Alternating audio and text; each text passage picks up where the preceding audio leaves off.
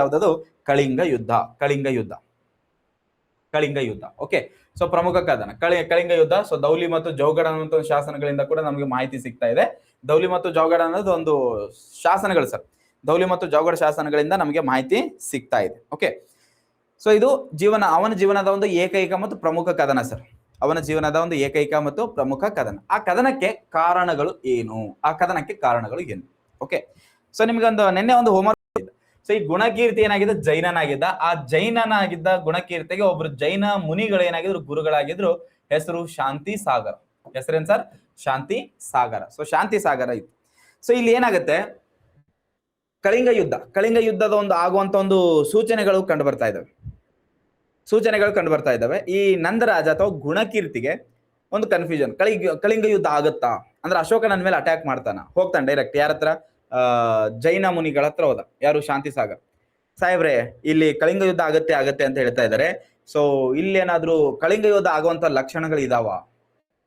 ಅವಾಗ ಅವ್ರು ಕೇಳಿದಂತ ಪ್ರಶ್ನೆಗಳಿಂದಲ್ರಿ, ಆ ಪ್ರಶ್ನೆಗಳನ್ನ ನಾವು ಕಾರಣಗಳಾಗಿ ಡಿಸ್ಕಸ್ ಮಾಡ್ತಾ ಇದ್ವಿ. ಅಂದ್ರೆ ಶಾಂತಿ ಸಾಗರ ಗುರು ಅಂದ್ರೆ ಇವನ ಗುರುಗಳು, ಗುಣಕೀರ್ತಿಯ ಗುರುಗಳು ಶಾಂತಿ ಸಾಗರ್. ಆ ಶಾಂತಿ ಸಾಗರ್ ಗುರುಗಳಾಗಿರುವಂತ ಶಾಂತಿ ಸಾಗರ್ ಇವನಿಗೇನ್ ಪ್ರಶ್ನೆಗಳು ಕೇಳ್ತಾರಲ್ರಿ, ಆ ಪ್ರಶ್ನೆಗಳನ್ನ ನಾವ್ ಏನ್ ಮಾಡ್ತಾ ಇದ್ವಿ? ಇಲ್ಲಿ ಕಾರಣಗಳಾಗಿ ನಾವು ಡಿಸ್ಕಸ್ ಮಾಡ್ತಾ ಹೋಗೋಣ. ಸೊ ಇಲ್ಲಿ ಕೇಳ್ತಾರೆ ಏನು? ಮೊದಲನೇದಾಗಿ, ಸೊ ಮೌರ್ಯರ ಆಧಿಪತ್ಯದ ವಿರುದ್ಧ ನೀನು ವಿದ್ರೋಹವನ್ನ ಬಗೆದಿದ್ಯಲ್ಲ, ಅಂದ್ರೆ ದಂಗೆ ಎದ್ದಿದ್ಯಲ್ಲ, ರಿವೋಲ್ಟ್ ಆಗಿದ್ಯಲ್ಲ, ಅದ್ ನಿಜಾನಾ? Yes sir. ಗುಣಕೀರ್ತಿ ಹೇಳ್ತಾನೆ, ಹೌದು, ನಾನು ಅವರ ಆಧಿಪತ್ಯವನ್ನ ಒಪ್ಕೊಳ್ಳಿಲ್ಲ. So reason number 1. ಸೊ ಇಲ್ಲಿ ಗುಣಕೀರ್ತಿ ಅಥವಾ ನಂದರಾಜ ಮೌರ್ಯರ ಆಧಿಪತ್ಯದ ವಿರುದ್ಧ ವಿದ್ರೋಹವನ್ನ ಬಗೆದಿದ್ದ, ಅಂದ್ರೆ ಸ್ವಾತಂತ್ರ್ಯವನ್ನ ಘೋಷಣೆ ಮಾಡ್ಕೊಂಡಿದ್ದ. ಸೊ ಅವರ ಆಧಿಪತ್ಯವನ್ನ ಒಪ್ಕೊಂಡಿರ್ಲಿಲ್ಲ. ಲೈಕ್ ಯವನರು ಒಪ್ಕೊಂಡಿರೋ ತರ, ಸೊ ಬೇರೆ ಬೇರೆ ರಾಜರು ಒಪ್ಕೊಂಡಿರೋ ತರ. ಸೊ ಇವನೇನ್ ಮಾಡಿರ್ಲಿಲ್ಲ? ತನ್ನ ಒಂದು ಆಧಿಪತ್ಯವನ್ನ ಒಪ್ಕೊಂಡಿರ್ಲಿಲ್ಲ, ಸರೆಂಡರ್ ಆಗಿರ್ಲಿಲ್ಲ. ಓಕೆ, ಎರಡನೇ ಪಾಯಿಂಟ್ ಕೇಳ್ತಾರೆ, ಎರಡನೇ ಪ್ರಶ್ನೆ. ಸೊ ಯಾರು? ಶಾಂತಿ ಸಾಗರ್. ಆಯ್ತಪ್ಪ, ನೀನು ವಿದ್ರೋಹ ಬಗ್ದಿದ್ಯಲ್ಲ, ಆಯ್ತು, ರಿವೋಲ್ಟ್ ಮಾಡಿದ್ಯಾ, ಅಶೋಕನ ವಿರುದ್ಧನೇ ರಿವೋಲ್ಟ್ ಮಾಡಿದ್ಯಾ. ಯಾಕಂದ್ರೆ ಅಶೋಕ ಇನ್ನು ಧಮ್ಮಾಶೋಕ ಆಗಿಲ್ರಿ, ಅವ ಇನ್ನು ಚಂಡಾಶೋಕನೇ ಅದಾನೆ. ಬ್ಲಡ್ ಅಂಡ್ ಐರನ್ ಪಾಲಿಸಿನೇ ಇದೆ ಅವನ ಹತ್ರ. ಅಂಡ್ ಇನ್ನು ಕಾಮಾಶೋಕನೇ ಅದಾನ್ರಿ ಅವ.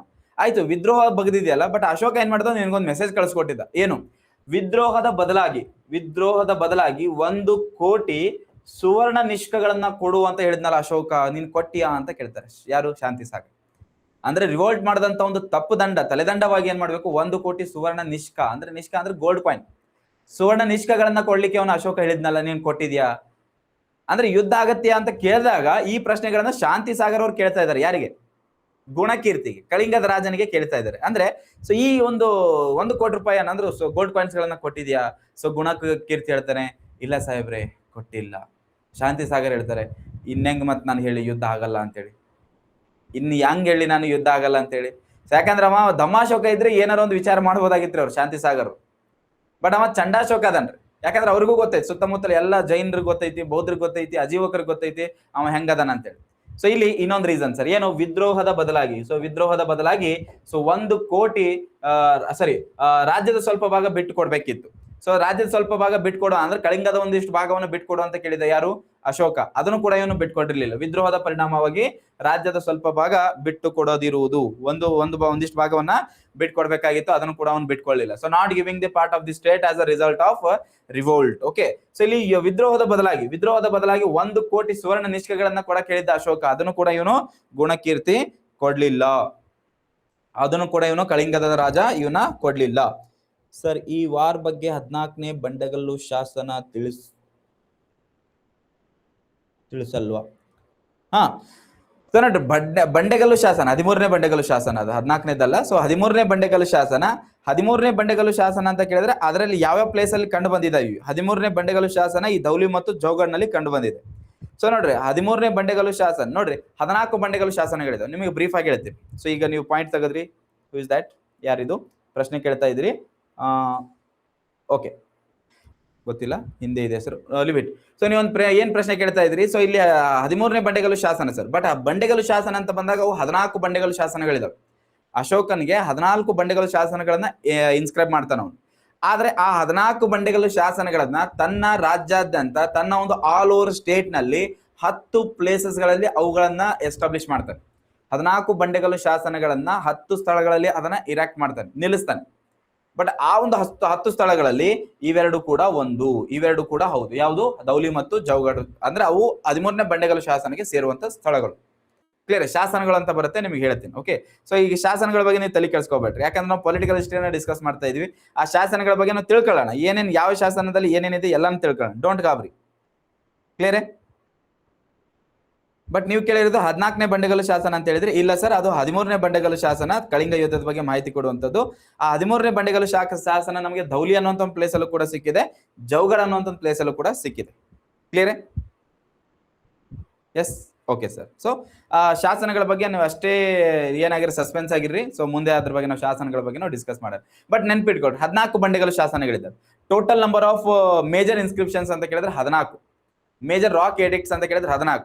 ಬಟ್ ಆ ಶಾಸನಗಳನ್ನ ಸ್ಥಾಪನೆ ಮಾಡಿದಂತ ನಿಲ್ಲಿಸಿದಂತ ಸ್ಥಳಗಳು ಅಂತ ಕೇಳಿದ್ರೆ 10 ಸ್ಥಳಗಳು. ಯಾವ್ಯಾವು? Litre we will discuss. Clear? So 1 ಕೋಟಿ ಸುವರ್ಣದ ನಿಷ್ಕೆಗಳನ್ನ ಕೊಡ್ಬೇಕಿತ್ತಲ್ರಿ, ಅದನ್ನೇನಾರು ಕೊಟ್ಟಿಯಾ ಅಂತ ಕೇಳಿದ್ರೆ ಶಾಂತಿ ಸಾಗರು ಗುಣಕೀರ್ತಿ ಹೇಳ್ತಾನೆ, ಇಲ್ಲ ಬಾಸ್ ನಾನು ಕೊಡ್ಲಿಲ್ಲ. ಆದ್ರೆ ಹೇಳ್ತಾ ಇದ್ರಿ, ಹಂಗಿದ್ಮೇಲೆ ನಾನು ಹೆಂಗ್ ಹೇಳಿ ಯುದ್ಧ ಆಗಲ್ಲ ಅಂತ ಹೇಳಿ. ಅದಾದ್ಮೇಲೆ ಇನ್ನೊಂದು, ಆಯ್ತಪ್ಪ ನೀನು ಪದೇ ಪದೇ ವಿದ್ರೋಹನ ಬಗಿತಾ ಇದೆಯಾ, ಆಧಿಪತ್ಯವನ್ನು ಒಪ್ಕೊಂಡಿಲ್ಲ, ಮೌರ್ಯರ ಪ್ರತಿನಿಧಿಯೊಬ್ಬನನ್ನ ನಿನ್ನ ಆಸ್ಥಾನದಲ್ಲಿ ಇಟ್ಕೋ ಅಂತ ಹೇಳಿ ಹೇಳಿದ್ನಂದ್ರೆ ಅಶೋಕ ನಿನಗೆ ನಿನ್ನ ಆಸ್ಥಾನದಲ್ಲಿ ಮೌರ್ಯರ ಪ್ರತಿನಿಧಿಯೊಬ್ಬನನ್ನ ಇಟ್ಕೋ ಅಂತ ಹೇಳಿ ನಿನಗೊಂದು ಮೆಸೇಜ್ ಕಳಿಸಿದ್ದ. ಅವನ ಪ್ರತಿನಿಧಿ ಏನಾದ್ರೂ ನಿನ್ನ ಆಸ್ಥಾನದಲ್ಲಿ ಇಟ್ಕೊಂಡಿದ್ಯೇನಪ್ಪ ಅಂತ ಕೇಳ್ತಾರೆ ಶಾಂತಿ ಸಾಗರ್. ಇಲ್ಲ ಬಾಸ್, ನಾನು ಅದನ್ನು ಮಾಡ್ಲಿಲ್ಲ. ಮತ್ತೆ ನಾನು ಹೆಂಗ್ ಹೇಳಪ್ಪ ಯುದ್ಧ ಆಗಲ್ಲ ಅಂತೇಳಿ ನಾನು ಹೆಂಗ್ ಹೇಳಿ? ಎಸ್ ಸರ್, ಇದು ಕೂಡ ಒಂದು ರೀಸನ್. ಮೌರ್ಯ ಪ್ರತಿನಿಧಿಯನ್ನ ಆಸ್ಥಾನದಲ್ಲಿ ಇರಿಸಲು ಕಳಿಂಗ ದೊರೆಯ ನಿರಾಕರಣೆ. ಸೊ ಕಳಿಂಗ ದೊರೆ ಏನ್ ಮಾಡ್ತಾನೆ, ಅದನ್ನ ವಿರೋಧಿಸ್ತಾನೆ. Kalinga kings opposition to the placing a Mauryan representative in his court. ಅವನ ಆಸ್ಥಾನದಲ್ಲಿ ಮೌರ್ಯರ ಪ್ರತಿನಿಧಿಯನ್ನ ಇರಿಸ್ಕೊಳ್ಳಿಕ್ಕೆ ಅವನು ವಿರೋಧಿಸ್ತಾನೆ. ಸೊ ಅದಾದ್ಮೇಲೆ ಮತ್ತೊಂದು ಪ್ರಶ್ನೆ ಕೇಳ್ತಾರೆ ಶಾಂತಿ ಸಾಗರ್. ಮತ್ತೊಂದು ಪ್ರಶ್ನೆಯನ್ನ ಕೇಳ್ತಾ ಇದ್ದಾರೆ ಶಾಂತಿ ಸಾಗರ್. ಏನು? ಸೊ ಅವನು ಪದೇ ಪದೇ ಒಂದು ರಾಜ್ಯಸಭೆಯನ್ನ ನಡೆಸಬೇಕಾದ್ರೆ, ಅಶೋಕ ಅವನು ರಾಜ್ಯಸಭೆಯನ್ನ ನಡೆಸಬೇಕಾದ್ರೆ ನಿನಗೊಂದು ಇನ್ವಿಟೇಷನ್ ಕಳಿಸ್ತಾ ಇದ್ದ, ನಾನು ರಾಜ್ಯಸಭೆಗೆ ಬಂದು ನೀನು ಹಾಜರಾಗು ಅಂತ. ಯಾಕಂದ್ರೆ ಅವನಿಗೆ ಸಾಮಂತರಾಗಿದ್ದವರೆಲ್ಲ ಅವನ ರಾಜ್ಯಸಭೆಗೆ ಬಂದು ಏನಾಗ್ತಾರೆ, ಹಾಜರಾಗ್ತಾ ಇದ್ರು. ಅವನ ಒಂದು ಸಭೆ ಏನಾದ್ರೂ ನೀನು ಅಟೆಂಡ್ ಮಾಡಿದೀಯಾ? ಶಾಂತಿ ಸಾಗರ್ ಕೇಳ್ತಾ ಇದ್ದಾರೆ ಕಳಿಂಗ ರಾಜನಿಗೆ, ಗುಣಕೀರ್ತಿಗೆ ಒಂದು ಮಾತನ್ನ ಕೇಳ್ತಾ ಇದ್ದಾರೆ ಶಾಂತಿ ಸಾಗರ್, ಒಂದು ಸಭೆ ಏನಾದ್ರೂ ಅಟೆಂಡ್ ಮಾಡಿದ್ಯಾ? ಸೊ ಗುಣಕೀರ್ತಿ ಹೇಳ್ತಾನೆ, ಇಲ್ಲ ಸಾಹೇಬ್ರೆ, ನಾನು ಅಟೆಂಡೇ ಮಾಡಿಲ್ಲ. ಅವನ ಎಷ್ಟು ಹೇಳಿದ್ರು ಕೂಡ ನಾನು ಹೋಗಿಲ್ಲ. ಶಾಂತಿ ಸಾಗರ್ ಕೇಳ್ತಾರೆ, ಮತ್ತೆ ನೀನ್ ಹೆಂಗೆ ಎಕ್ಸ್ಪೆಕ್ಟ್ ಮಾಡ್ತೀಯ ಯುದ್ಧ ಆಗಲ್ಲ ಅಂತೇಳಿ? ಯಾಕ್ರಿ, ಅವ ಚಂಡಾಶೋಕ ಅದನ್ರಿ, ಧಮ್ಮಾಶೋಕ ಅಲ್ಲ. ಓಕೆ, ಸೊ ನೆಕ್ಸ್ಟ್, ಸೊ ಮೌರ್ಯರ ರಾಜ್ಯಸಭೆಯಲ್ಲಿ ಕಳಿಂಗ ದೊರೆಯ ಅನುಪಸ್ಥಿತಿ. ಎಲ್ಲಾ ರಾಜ್ಯಸಭೆಗಳಲ್ಲಿ ಕಳಿಂಗ ದೊರೆ ಇನ್ವಿಟೇಷನ್ ಕೊಟ್ಟರು ಕೂಡ ಅವನು ಬರ್ತಾನೆ ಇರ್ಲಿಲ್ಲ. ಸೊ ಅದು ಕೂಡ ಒಂದು ರೀಸನ್ ಆಗುತ್ತೆ. ಯಾವುದಕ್ಕೆ? ಕಳಿಂಗ ಯುದ್ಧಕ್ಕೆ ಅದು ಕೂಡ ಒಂದು ರೀಸನ್ ಆಗುತ್ತೆ.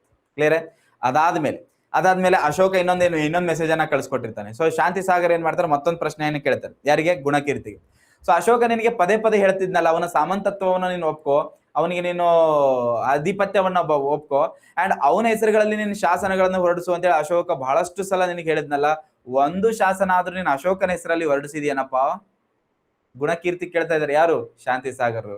ಇಲ್ರಿ, ನಾನೊಬ್ಬ ಸ್ವತಂತ್ರವಾಗಿರ್ಬೇಕು ಅಂತ ಅನ್ಕೊಂಡಿದೀನಿ, ನಾನು ಒಂದು ಶಾಸನ ಕೂಡ ಅವನ ಹೆಸರಲ್ಲಿ ಹೊರಡಿಸಲಿಲ್ಲ, ನನ್ನ ಹೆಸರಲ್ಲೇ ನಾನು ಹೊರಡಿಸ್ತಾ ಇದ್ದೀನಿ. ಶಾಂತಿ ಸಾಗರ್ ಮತ್ತೆ ಅದೇ ಪ್ರಶ್ನೆ, ಮತ್ತೆ ಇನ್ನಂಗೆ ಹೇಳಪ್ಪ ಯುದ್ಧ ಆಗಲ್ಲ ಅಂತೇಳಿ. ಇದು ಕೂಡ ಒಂದು ರೀಸನ್. ಸೊ ಅಶೋಕನ ಹೆಸರಿನಲ್ಲಿ ಶಾಸನವನ್ನ ಹೊರಡಿಸದಿರುವುದು ಅದು ಕೂಡ ಒಂದು ರೀಸನ್. ಓಕೆ, ಇನ್ನೊಂದು, ಸೊ ನೋಡ್ರಿ, ಇಷ್ಟೆಲ್ಲ ನಾವು ನೋಡ್ತಾ ಇದೀವಿ.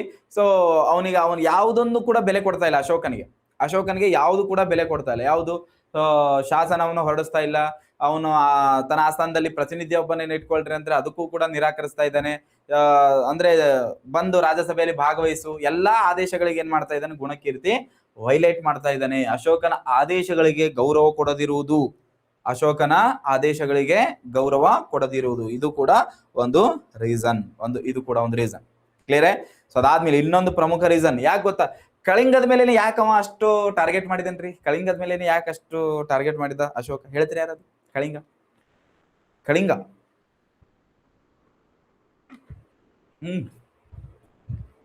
ಎಸ್, ಇಷ್ಟೆಲ್ಲ ರೀಸನ್ಸ್ ಗಳಿದ, ಓಕೆ, ಒಪ್ಕೊಳ್ಳೋಣ. ಬಟ್ ಕಳಿಂಗಕ್ಕೆ ಯಾಕೆಷ್ಟು ಸೀರಿಯಸ್ ಆಗಿ ತಗೊಂಡಿದ್ದ? ಇಲ್ಲಿ ನೋಡಿ, ಉತ್ತರ ಭಾರತದಲ್ಲಿ ಯಾರೇ ಅಧಿಕಾರದಲ್ಲಿದ್ರೂ ಕೂಡ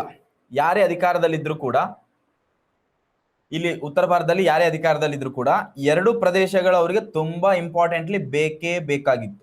ಓಕೆ, ಒಂದು ಪಶ್ಚಿಮ ಕರಾವಳಿಯಲ್ಲಿ ಗುಜರಾತ್, ಒಂದು ಪೂರ್ವ ಕರಾವಳಿಯಲ್ಲಿ ಬಂಗಾಳ.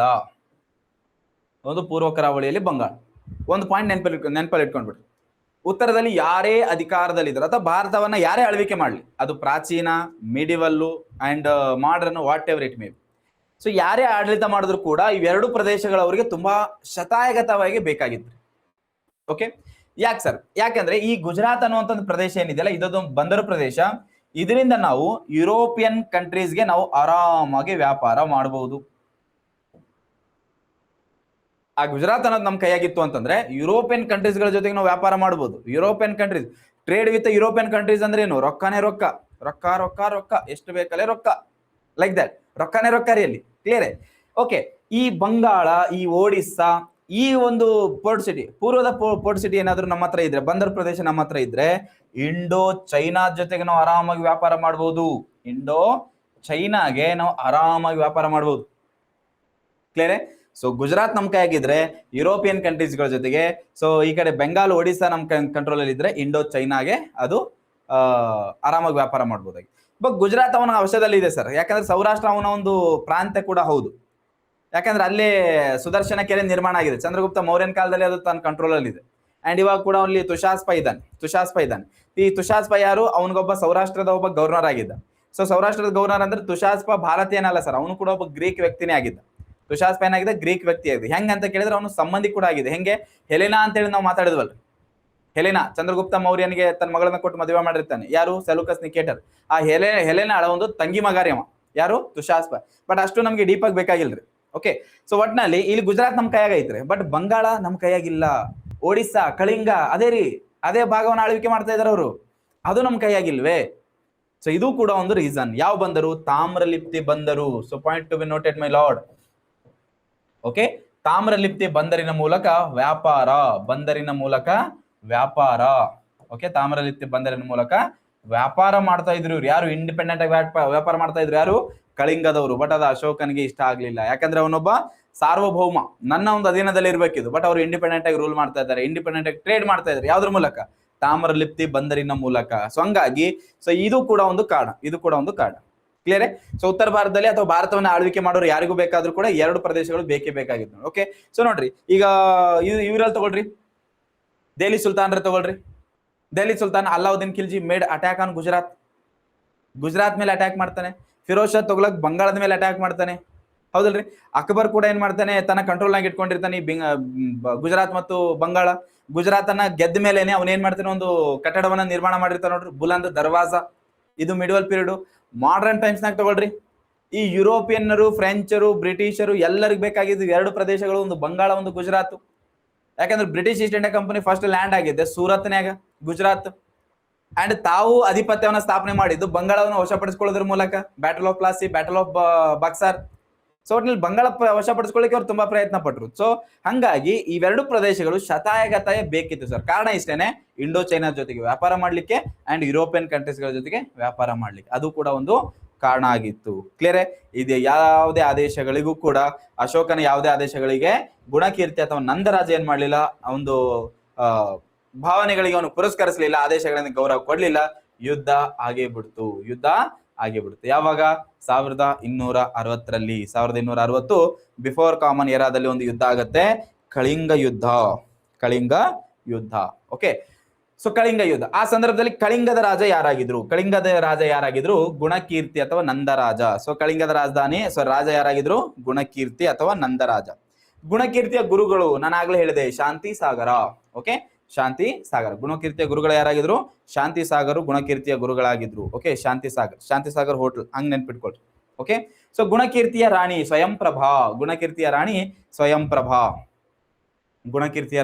ಸ್ವಯಂಪ್ರಭಾ. ಸೊ ಇಲ್ಲಿ ಶಾಂತಿ ಸಾಗರ್ನ ಮೀಟ್ ಆಗಿ ಬಂದ್ಮೇಲೆ ಯುದ್ಧ ಆಗೇ ಆಗುತ್ತೆ ಅನ್ನುವಂಥ ದಟ್ಟವಾದ ಸೂಚನೆಗಳನ್ನ ಕೊಟ್ರು. ಶಾಂತಿ ಸಾಗರ್ನ ಮೀಟ್ ಆದ್ಮೇಲೆ ಶಾಂತಿ ಸಾಗರ್ ಯುದ್ಧ ಆಗೇ ಆಗುತ್ತೆ ಅನ್ನೋಂಥ ದಟ್ಟವಾದ ಸೂಚನೆಗಳನ್ನ ಕೊಟ್ರು. ಸೊ ಮನೆಗೆ ಬಂದು ಏನ್ ಮಾಡ್ದ? ಒಂಥರ ಡಿಸ್ಟರ್ಬ್ ಆಗಿದ. ಯಾರು? ಗುಣಕೀರ್ತಿ. ಸೊ ಸ್ವಯಂ ಪ್ರಭಾ ಹೇಳ್ತಾಳೆ, ಯಾಕ್ರಿ ಇಷ್ಟೊಂದು ಡಿಸ್ಟರ್ಬ್ ಆಗಿದ್ದೀರಾ? ಇಲ್ಲ ಇಲ್ಲ ನಿನ್ಗೆ ಗೊತ್ತಾಗಲ್ಲ, ಇದು ತುಂಬಾ ಅಂದ್ರೆ ತುಂಬಾ ಗಂಭೀರವಾದಂತ ಒಂದು ವಿಚಾರ. ಸೊ ಅವಾಗ ಸ್ವಯಂ ಪ್ರಭಾ ಕೂಡ ಏನ್ ಮಾಡ್ತಾಳೆ, ಆಯ್ತು ಬಿಡ್ರಿ ಏನಾಗಿದ್ದಾಗ್ಲಿ. ಯಾಕಂದ್ರೆ ಹೆಣ್ಮಕ್ಳಿಗೆ ಬೇಕಾಗಿಲ್ರಿ ಅದು ಒಂದು ರಾಜನೀತಿ ಅಷ್ಟೊಂದು ತಲೆ ಕೆಡಿಸ್ಕೊಳ್ತಿರ್ಲಿಲ್ಲ ಅವ್ರು. ಯಾಕಂದ್ರೆ ಅಂತಃಪುರದಲ್ಲಿ ಇರ್ಬೇಕಾದ್ರು, ಅಂತಃಪುರ ಅಂದ್ರೆ ಅವ್ರದ್ದೊಂದು ಆಸ್ಥಾನದಲ್ಲಿ ಇರ್ಬೇಕಾದ್ರು. ಹೆಣ್ಮಕ್ಳಿಗೆ ಅದು ಸೀರಿಯಸ್ ಮ್ಯಾಟರ್ ಆಗಿರ್ಲಿಲ್ಲ. ಬಟ್ ಗಂಡ್ ಮಕ್ಳಿಗೆ ಅದು ಬಹಳ ಸೀರಿಯಸ್ ಮ್ಯಾಟರ್ ಆಗಿತ್ತು. ಇವನ ಮಂತ್ರಿ ಯಾರು? ವಿದ್ಯಾಧರ. ಇವನ ಮಂತ್ರಿ ಹೆಸರು ವಿದ್ಯಾಧರ. ಸೊ ಇಲ್ಲಿ ಗುಣಕೀರ್ತಿಯ ಮಂತ್ರಿ ಹೆಸರು ಏನಾಗಿತ್ತು? ವಿದ್ಯಾಧರ. ಸೊ ನೀವು ನಿಮ್ಮ ಗೂಗಲ್ ಬಾಬಾ ಕೇಳಿದ್ರಿ ಮಾಹಿತಿ ಸಿಗಲ್ರಿ. ಈ ನಿಮ್ಮ ಗೂಗಲ್ ಬಾಬಾಗೂ ಕೇಳಿದ್ರು ಈ ಮಾಹಿತಿ ಸಿಗಲ್ಲ. ಯಾರಾಗಿದ್ರು? ರಾಜ. ಸೊ ರಾಜನ ರಾಣಿ ಯಾರು? ರಾಜನ ಗುರುಗಳೇ ಆಗಿದ್ರು. ರಾಜನ ಪ್ರಧಾನಮಂತ್ರಿ ಯಾರಾಗಿದ್ರು? ಸೇನಾಪತಿ ಯಾರು? ವಜ್ರಬಾಹು ಅಂತ ನೋಡ್ರಿ. ವಜ್ರಬಾಹು. ಓಕೆ. ಸೊ ಇನ್ನೇನು ಸರ್ ಮ್ಯಾಚ್ ಫಿಕ್ಸ್ ಆಗುತ್ತೆ? ಮ್ಯಾಚ್ ಆಗೇ ಬಿಟ್ಟಿದೆ. ಸೊ ಮ್ಯಾಚ್ ಫಿಕ್ಸ್ ಆಗಿದೆ ಅಂತ ಹೇಳಿದ ಯಾರು? ಶಾಂತಿ ಸಾಗರ್ ಹೇಳಿದ್ರು. ಯುದ್ಧವನ್ನ ತಪ್ಪಿಸ್ಲಿಕ್ಕೆ ಏನಾದ್ರು ಉಪಾಯಗಳಿದಾವೆ. ಇವತ್ತು ಏನ್ ಪ್ರಶ್ನೆಗಳನ್ನ ಕೇಳಿದ್ನಲ್ಲ ಅದನ್ನ ನೀನ್ ಮಾಡ್ಬೇಕು. ಉಪಾಯಗಳು ಏನಿದಾವೆ? ಸೊ ಅಶೋಕನಿಗೆ ಸರೆಂಡರ್ ಆಗ್ಬೇಕು. ಬಟ್ ಗುಣಕೀರ್ತಿ ಅದು ಸ್ವಾತಂತ್ರ್ಯ ಒಂದು ಭಾವನೆಗೆ ಅದು ಇಷ್ಟ ಆಗ್ತಿರ್ಲಿಲ್ಲ. ಅಶೋಕನಿಗೆ ಸರೆಂಡರ್ ಆಗ್ಬೇಕು, ಗುಣಕೀರ್ತಿಗೆ ಇಷ್ಟ ಇಲ್ಲ. ಅಶೋಕನ ಒಂದು ರಾಯಭಾರಿಯನ್ನು ಇವ್ರ ಆಸ್ಥಾನದಲ್ಲಿ ಇಟ್ಕೋಬೇಕು, ಗುಣಕೀರ್ತಿಗೆ ಇಷ್ಟ ಇಲ್ಲ. ತಾಮ್ರಲಿಪ್ತಿ ಬಂದರನ್ನ ಬಿಟ್ಕೊಡ್ಬೇಕು, ಅದು ಅವನಿಗೆ ಇಷ್ಟ ಆಗ್ತಿರ್ಲಿಲ್ಲ. ಅಶೋಕನ ಹೆಸರಿನಲ್ಲಿ ಶಾಸನಗಳನ್ನು ಹೊಡಿಸ್ಬೇಕು, ಗುಣಕೀರ್ತಿಗೆ ಇಷ್ಟ ಇಲ್ಲ ಅಂತಂದ್ರೆ ಎರಡೇ. ಸೊ ಇಲ್ಲಿ ಅವನು ಹೇಳ್ದಂಗೆ ಕೇಳಬೇಕು, ಇಲ್ಲ ಅಂದ್ರೆ ಅವನನ್ನ ಫೇಸ್ ಮಾಡ್ಬೇಕು. ಓಕೆ. ಸೊ ಇಲ್ಲಿ ಸರಿಸುಮಾರು 1.5 ಲಕ್ಷ ಸರ್, 1.5 ಲಕ್ಷ ಅಲ್ಲಿ ಒಂದು ಜನರ ಒಂದು ಏನಾಗತ್ತೆ, ಮಾರಣ ಹೋಮ ಆಗತ್ತೆ. ಏನ್ ಸರ್ ಕಂಡಿದ್ದೆಲ್ಲ ಅವ್ನು ಏನ್ ಮಾಡ್ತಾ ಇದ್ದ, ಒಂಥರ ಬಾಹುಬಲಿ ಫಿಲಂ ನೋಡಿರಲ್ಲ, ಬಾಹುಬಲಿ ಕಂಡವ್ರಿಗೆಲ್ಲ ಕತ್ತರಿಸಾಕ್ಬಿಟ್ಟ ಸರ್. ಎಲ್ಲರನ್ನು ಕೂಡ ಒಂದು ಕಳಿಂಗನೇ ಏನ್ ಮಾಡ್ದ, ಒಂಥರ ಸರ್ವನಾಶ ಮಾಡ್ದಂಗ್ ಮಾಡ್ಬಿಟ್ಟ. ಅಷ್ಟೊಂದು ಭೀಕರವಾದಂತ ಒಂದು ಕದನ ಅದು, ಬಟ್ ಆ ಕದನ ಆಗ್ಬೇಕಾದ್ರೆ ಆ ಕದನದಲ್ಲಿ ಸತ್ತು ಬಿದ್ದಿರೋ ಹೆಣಗಳನ್ನ ನೋಡಿ ಅಶೋಕನ್ಗೆ ಯಾಕೋ ಒಂಥರ ಮನಸ್ಸು ಚಂಚಲ ಆಗ್ಬಿಡ್ತು. ಯಾರ ಒಂದು ಬಾಡಿಗಳನ್ನ, ಯಾರ ಒಂದು ಹೆಣಗಳನ್ನ ನೋಡಿದ್ಮೇಲೆ ಅಶೋಕನಿಗೆ ತುಂಬಾ ಬೇಜಾರಾಯ್ತು. ಸೈನಿಕರ ಹೆಣಗಳನ್ನ ನೋಡಿ ಅಶೋಕನಿಗೆ ಬೇಜಾರಾಯ್ತು? ಇಲ್ಲ ಸರ್. ಸೈನಿಕರಿಗೆ ಸಾಯಿಸೋದೇನ್ ದೊಡ್ಡ ವಿಷಯ ಅಲ್ಲ. ಯಾಕಂದ್ರೆ ಸೈನಿಕರು ಅಂತ ಬಂದಾಗ ಸಾಯೋದಕ್ಕೂ ಕೂಡ ರೆಡಿ ಇರ್ತಾರೆ, ಸಾಯಿಸೋಕ್ಕೂ ಕೂಡ ರೆಡಿ ಇರ್ತಾರೆ. ಯಾಕಂದ್ರೆ ಒಂದು ಯುದ್ಧದಲ್ಲಿ ಅವ್ರು ಏನಾದ್ರು ವೀರಗತಿಯನ್ನ ಪ್ರಾಪ್ತಿ ಆಗಿದ್ರೆ ಅವರನ್ನ ವೀರ ಸೈನಿಕ ಅಂತೆಲ್ಲ ಏನ್ ಮಾಡ್ತಾ ಇದ್ರು, ಗೌರವಿಸ್ತಾ ಇದ್ರು. ಹಾಗಾಗಿ ಸೈನಿಕರ ಹೆಣಗಳನ್ನ ನೋಡಿ ಅವನಿಗೇನು ಮರುಕ ಹುಟ್ಲಿಲ್ಲ. ಬಟ್ ಆ ಒಂದು ಯುದ್ಧಕ್ಕೆ ಏನೂ ಸಂಬಂಧ ಇಲ್ರಿ. ಆ ಯುದ್ಧಕ್ಕೆ ಏನೂ ಸಂಬಂಧ ಇಲ್ದಿರುವಂತ ಸಣ್ಣ ಮಕ್ಕಳ ಶವಗಳನ್ನ ಮತ್ತೆ ಹೆಣ್ಣು ಮಕ್ಕಳ ಶವಗಳನ್ನ ನೋಡಿದ ಮೇಲೆ ಅಶೋಕನಿಗೊಂಥರ ಡಿಸ್ಟರ್ಬ್ ಆಯ್ತು. ಆ ಕಳಿಂಗ ಯುದ್ಧದಲ್ಲಿ ರಕ್ತ ಹೆಂಗ ಹರಿತಾ ಇದೆ ಅಂದ್ರೆ ಹೊಳೆಯಲ್ಲಿ ನೀರು ಹರಿಯೋ ತರ ಆ ರಕ್ತನೇ ಹರಿತಾ ಇದೆ. ಬಟ್ ಆ ಯುದ್ಧದ ಸೀನ್ಸ್ ಗಳನ್ನ ನೋಡ್ತಾ ಇದ್ದಾನೆ. ಸೊ ಹೆಣಗಳು ಸತ್ತು ಬಿದ್ದಿದ್ದಾವೆ. ಬಟ್ ಅದರಲ್ಲಿ ಹೆಣ್ಮಕ್ಳು ಮತ್ತು ಮಕ್ಕಳ ಶವಗಳನ್ನ ನೋಡಿದ್ಮೇಲೆ ಅಶೋಕನಿಗೆ ಏನಾಯ್ತು, ಸ್ವಲ್ಪ ಮನಸ್ಸು ಚಂಚಲ ಆಯ್ತು. ಅಂದ್ರೆ ಏನೂ ವಿನಾಕಾರಣ ಇವರನ್ನ ನಾನು ಹಿಂಸೆ ಮಾಡ್ತಾ ಇದ್ದೇನೆ. ಸೊ ಅದೇ ಯುದ್ಧ ಭೂಮಿಯೊಳಗೆ ಏನ್ ಮಾಡ್ಬಿಟ್ಟ, ತಲವಾರನ್ನ ಕೈ ಬಿಟ್ಟ. ಅಂದ್ರೆ ಇದರಿಂದ ಬಹಳ ಡಿಸ್ಟರ್ಬ್ ಆದನ್ರಿ ಅಶೋಕ. ಈ ಕಳಿಂಗ ಯುದ್ಧದ ನಂತರ ಏನಾದ, ಬಹಳ ಡಿಸ್ಟರ್ಬ್